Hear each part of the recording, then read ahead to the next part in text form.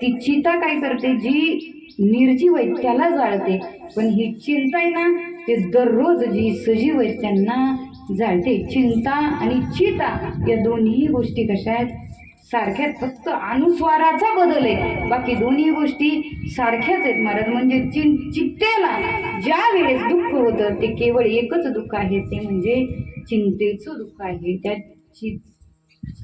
चित्ताला फक्त चिंतेचं दुःख आहे. शरीराकडे जाऊ, शरीराला सुद्धा दुःख आहे, पण ते शरीराचं दुःख औषधाने बरं होतं. बरं, जे दुःख शरीराला झालेले ते सहजासहजी महाराज वर्णन करतात. ह्या शरीर असतानाच मुळात कसं आहे, दुःखाचे शरीर, दुःखाचे गोटार शरीर, रोगाचे भांडार शरीर, दुर्गंधीची थार आणि नाही अपवित्र शरीर आळसे.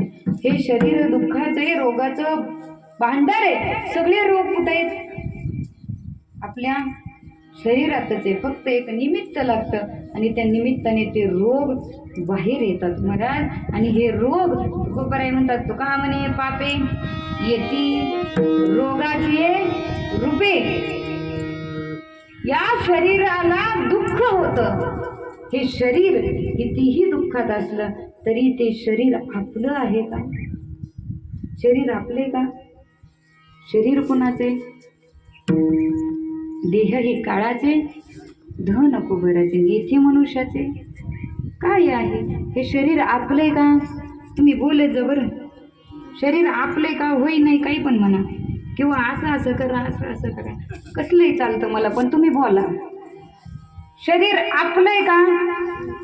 मग आपलं नाही तर जपायचं काय कारण आहे, दवाखान्यात जाऊच नका ना, आपलंय का.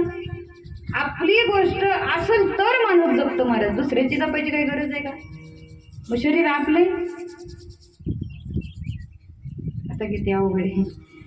शरीर आपले का, आपलं नाही तरी सुद्धा आपण जपतो. का जपतो, एक जण बाजारात गेला, बाजारात पिशवी घेतली, बाजारात गेला, जशी एंट्री मारली का मंडई तसे केळ्यावाल्याचा ठेला दिसला.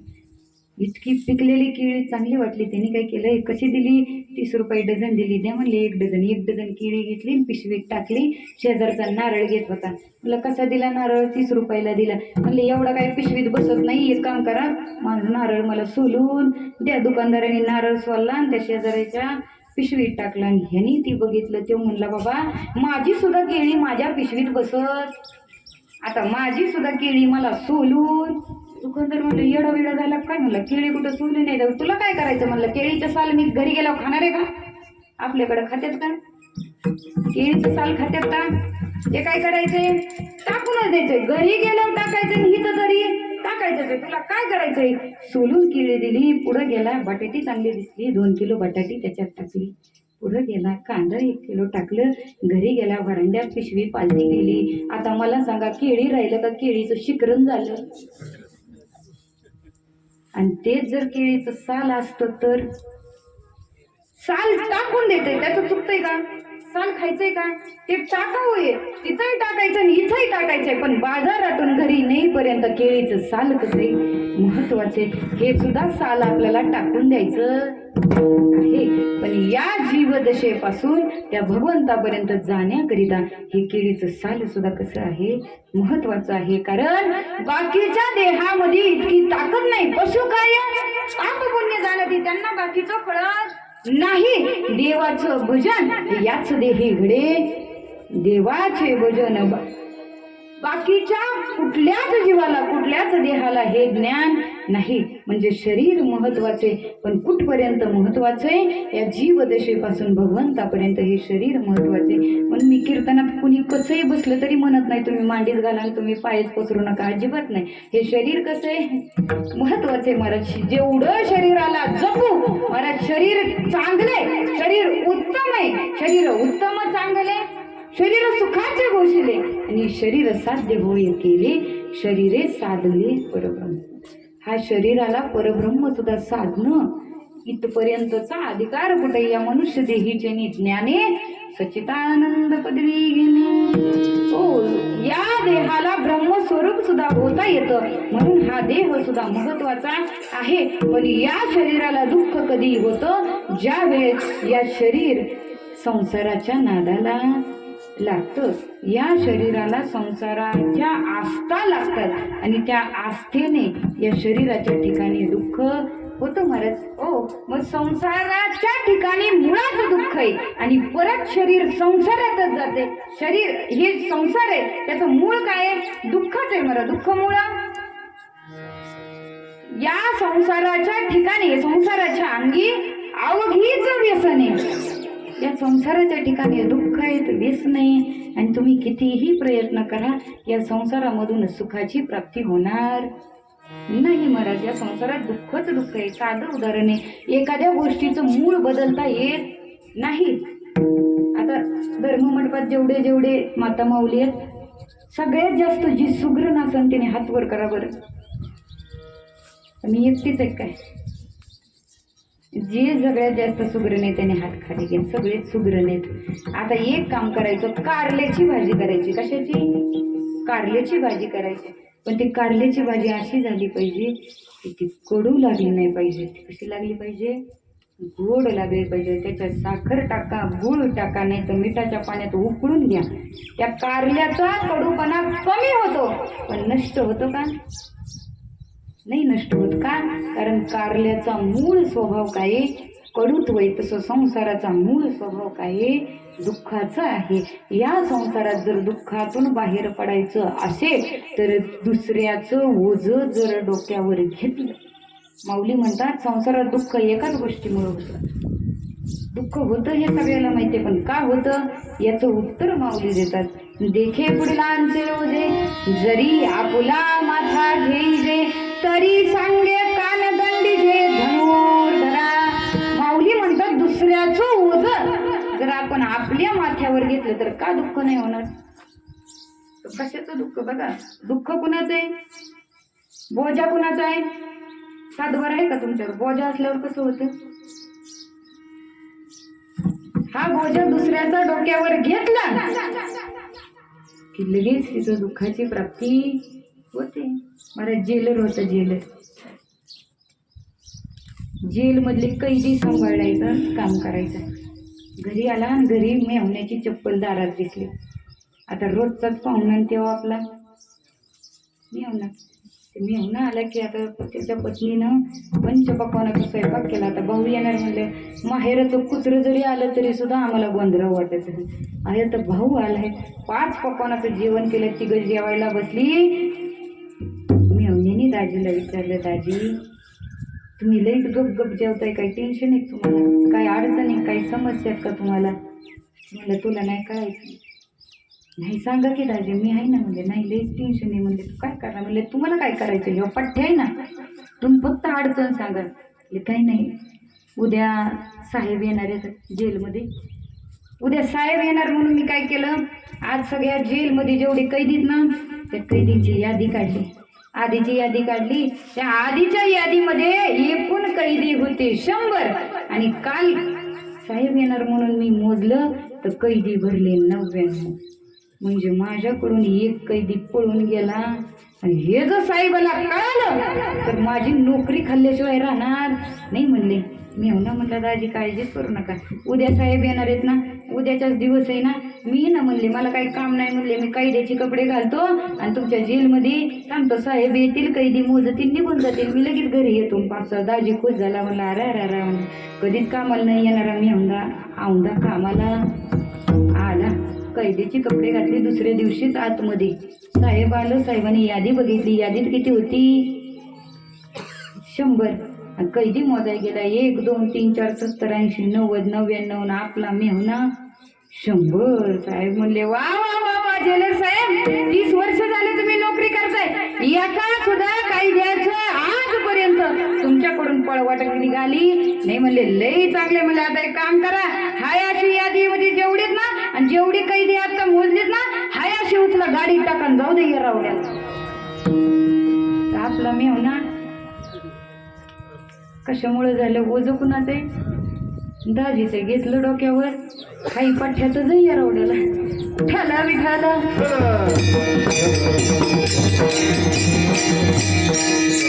ओझं कुणाचं आहे? दुसऱ्याच आहे. पण डोक्यावर कुणी घेतलं? मेवण्याने घेतलं. दुःख झालं. तुमची आमची गत सुद्धा तशी. दुसऱ्याच आहे हे शरीर आपले नाही, दुसऱ्याचे हे धन आपले नाही. आपण राहतोय ती सगळं काही कोणाचं आहे? एकाचीच सत्ता आहे. वृक्षाची पाने आले ज्याची सत्ता, राहिली हंता. मग कुठे आपलं काहीच नाही तरी आपण ओझं घेतलं, या सगळ्या गोष्टीला आपलं म्हणलं. म्हणून संसारामध्ये दुःखाची प्राप्ती झाली. आणि चौथं दुःख आहे ते परमार्थामध्ये सुद्धा दुःख होतं. पण ते दुःख कशा पद्धतीने होतं? त्या जीवाला जे मोक्षाला प्राप्त झाले त्या जीवाला एकच चिंता लागते, काय? काही मी उद्धार पावे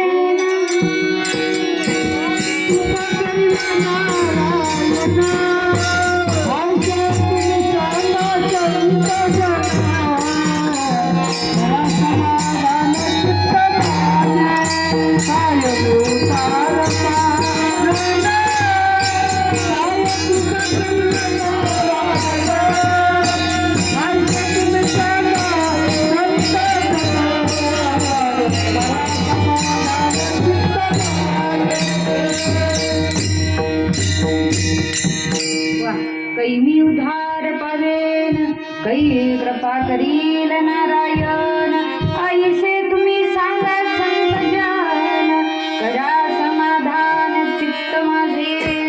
महाराज म्हणतात ज्या वेळेस परमार्थामध्ये एकच दुःख होतं, जर मोक्षाला प्राप्त झालं तर कधीही एकदा तो भगवान परमात्मा प्राप्त होते. यामुळं चित्ताला दुःख वाटतं आणि त्याकरिता त्या परमार्थामध्ये मोक्षाची प्राप्ती करावी लागते. सहजासहजी आपल्याला कधी रडू येतं का देवासाठी? आपापल्यालाच विचारण आतमध्येच उत्तर द्या. कधी रडू येतं का देवासाठी? नाही. मला देवासाठी रडू येण्याकरिता त्या स्टेज पर्यंत आपण गेलं पाहिजे. तिथपर्यंत गेल्याच्या नंतर आपल्याला वाटतं की संसार शून्य, बाकीच्या माया शून्य आणि फक्त एकच ध्यास आणि एकच शाश्वत असा भगवान परमात्मा त्याची प्राप्ती करण्याकरिता तुम्ही आम्ही धडपड करतो. आणि तेव्हा कुठं सुखाची प्राप्ती होते. त्या ठिकाणी गेलं की सगळं काही सुख तर कुणाच्या पायाशी असे, सर्व सुखाचे अगर बाप रखुमादेवीवर, सर्व सुखाचे आगर म्हणे नरहरी सोनार, सर्व सुखाचे आगर धनी म्हणे शारंगधरण. सगळे काही सुख कुणाजवळ असतील तर त्या देवाजवळ आहेत. पण तो भगवान परमात्मा, सगळं सुख त्या भगवान परमात्म्याशी आहेत. आणि आपण कुठून आलो? ममई वंश जीव लोके. आपण कुठून आलो? त्या भगवान परमात्म्यापासूनच आपण आलो ना. मग देव कसा आहे? सुखरूप आहे. आणि तुम्ही आम्ही आता मी दुःखाचे प्रकार सांगितले, हे सगळे दुःख कोणाला आहेत? आपल्याला आहेत. म्हणजे आपण दुःख रूप आहे. देव कसा आहे? सुखरूप आहे. देवापासूनच आलो पण देव सुखरूप आणि आपण दुःख रूप आहे. बघा साधं उदाहरण देऊ. आमटी उकळती बरं, आमटी. आणि आमटी उकळताना आपण त्याच्यात मीठ बघताना काय करतो? चमच्यामध्ये घेतो. खरंय का? आता मला सांगा, त्या चमच्यात घेतलेली आमटी त्या कढईमध्ये उकळती ती आमटी, दोन्ही कसं आहे? दोन्ही सारख आहे? सारख आहे. दोन्ही सुद्धा कसं आहे? आता तसं त्या कढईमध्ये भगवान परमात्मा आहे आणि चमच्यामध्ये आपण आहे व अंश आहे त्याचे. तो कसा आहे? सुखरूप आहे आणि आपण कसे? दुःखरूप आहे. का दुःखरूप आहेत? कारण एक समजा एखादी नदी वाहते, नदीतलं उंजळभर पाणी घ्या आणि बाजूला कुठेही सारा, शेवटी जाऊन कुठं मिळणार? त्या नदीलाच मिळणार. पण जेवढं लांब तुम्ही त्या उंजळभर पाण्याला टाकताल तेवढी जास्त वळणं घेत तेवढे काटे कुपाटे दगड पार करत करत करत करत त्याला नदीपर्यंत यावं लागेल. जर नदीतलं पाणी तिथंच किनाऱ्यावर टाकलं तर सुळकन पटकन त्या नदीमध्ये जाईल. दुःख का आहे? त्या नदीतलं पाणी जितकं लांब जाईल तितकं मोठं दुःख आहे. नदीतलं पाणी जवळच टाकलं तर पटकन सुखाची प्राप्ती होते. जीव जितका देवापासून दूर जाईल तितकं त्याला जास्त दुःख आहे. आणि देवाजवळ जर राहिलं, जनामाता म्हणतात की जसं एखादं जातंय, जात्याला पाळं किती असते? खुंट किती असते? माहिती का नाही? लय मोठे दिसतात ना वारेवाले. सांगा की, आम्हाला नाही माहिती काय? आमच्या घरोघरी गिरण्यात पूर्वी जात्यावरती दळण दळायचं असेल तर किती वाजता उठावं लागायचं? पहाटच उठायचं, पहाटच दळण दळायचं. पाळं किती? 2. खुंटे किती? हा मग माहितीकडे जात. खुंटे किती? 2 खुंटे, एक वर आहे आणि एक खाली खुंटा आहे. आता मला सांगा, खालचा खुंटा गर गर गर गर फिरतो आणि वरचा खुंटा शांत असतो, बरोबर आहे? होई गड्या. खालचा खुंटा स्थिर असतो आणि वरचा खुंटा घर घर घर घर फिरतो. जनामाता म्हणतात हे जे 2 खुंटे आहेत ना, जीव शिव दोन्ही खुंटे गे प्रपंचाचे नेटे गे, लावूनी 5 बोटे गे तू ये रे बा विठ्ठला. जीव आणि शिव हे 2 खुंटे आहेत महाराज. जो वरचा खुंटा आहे तो घर घर फिरतोय, तो घर घर फिरणारा तुम्ही आम्ही आहेत. पुनरपि जननम पुनरपि मरणम पुनरपि जननी जठरे शयनम, उपजेते नाचे नाचिले ते पुनरपि दिसे, ऐसे घटिका यंत्र जैसे बरी भ्रमेगा. जन्मायचं मरायचं हे आपलं घटिका यंत्र वरती सुरू आहे, पण जो खालचा खुंटा आहे तो स्थिर आहे आणि तो शिव आहे. वरचा खुंटा जीव, खालचा खुंटा शिव. जे एखादं दळण दळत असताना मुठभर धान्य घेतलं, त्या जात्यामध्ये टाकलं, जे 2 पायाच्या मध्ये धान्य अडकलं की पीठ होतं आणि खालच्या खुंट्याला चिटकून राहिलं की ते नीट राहिलं. आता आपलं पीठ करायचं का आपल्याला नीट राहायचंय? हे कशावर आहे? कुठल्या खुंट्याला चिटकून राहतोय त्याच्यावर आहे. एखादं धान्य खालच्या खुंट्याला चिटकून राहिलं की ते आहे असंच राहतं. सगळ्या दुःखाचा नायनाट होतो, सुखरूप राहतं. म्हणजे त्या शिवाला, त्या भगवंताला चिटकून राहिलं की दुःखाचा नायनाट होतो आणि सुखरूप तुम्ही आम्ही होऊन जातो. विठ्ठल विठ्ठल.